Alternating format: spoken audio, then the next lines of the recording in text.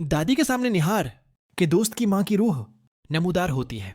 उच्चांक वो रूह दादी पर जानलेवा हमला करती है और दादी का खेल खत्म हो जाता है, क्योंकि जब दादी ये फैसला करती हैं कि वो रूही की बनाई हुई पेंटिंग को घर से बाहर फेंक देंगी, और जैसे ही दादी उस पेंटिंग को हाथ लगाती हैं तो उच्चांक उनके हाथ से खून बहने लगता है और निहार के कमरे में आग भड़क उठती है।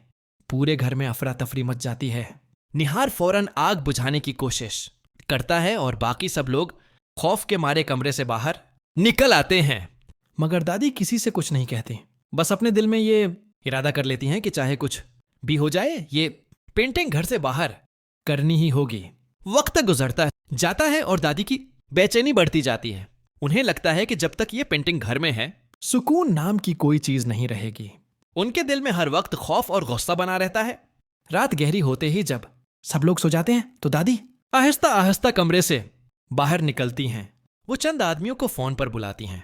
आधी रात को वो लोग आते हैं और दादी के इशारे पर पेंटिंग को दीवार से उतारते हैं, फिर उसे रस्सी से बांधकर बाहर ले जाते हैं।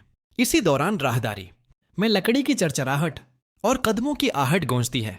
रूही की आंख खुल जाती है। उसे यूं महसूस होता है जैसे कोई भारी सामान घसीट रहा हो। वो बाहर निकलती है मगर वहां कोई नहीं होता, क्योंकि दादी और वो लोग पेंटिंग को पहले ही कचरे की गाड़ी में डाल चुके होते हैं।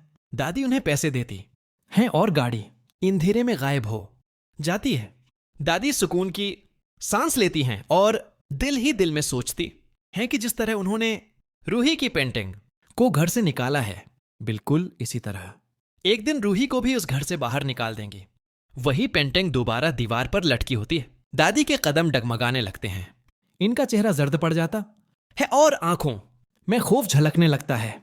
उन्हें शक होता है कि शायद रूही ही रात को पेंटिंग वापस ले आई होगी। गुस्से में वो रूही को घूरती हैं।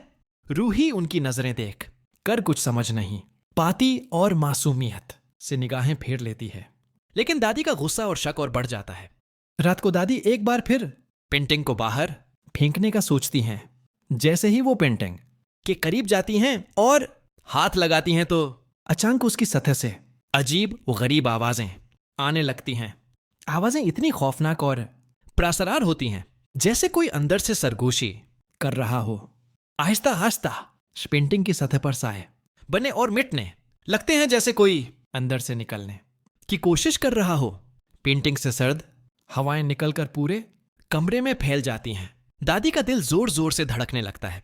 इनके हाथ कांपने लगते हैं। खौफ के मारे वो चीखते हुए पेंटिंग छोड़ देती हैं और कमरे में भागकर आकर दरवाजा बंद कर लेती हैं। बिस्तर पर लेटकर सोने का ढोंग करती हैं, मगर उनका जिस्म मुसलसल कांपता रहता है। ये कोई आम पेंटिंग नहीं है। उसमें एक औरत की रूह कैद है। जब तक तुम उसे उसके असल घर में वापस नहीं रखोगी जहां से ये लाई गई थी, तब तक ये रूह तुम्हारे खानदान का पीछा नहीं छोड़ेगी। ये आहिस्ता आहिस्ता सबको अपने कब्जे में ले लेगी। ये सुनकर दादी के होश उड़ जाते हैं। इनका शक यकीन में बदल जाता है। इन्हें साफ लगता है कि अगर उन्होंने उस पेंटिंग को उसके असली घर वापस न रखा तो ये रोश इनका और इनके खानदान का सब कुछ तबाह कर देगी।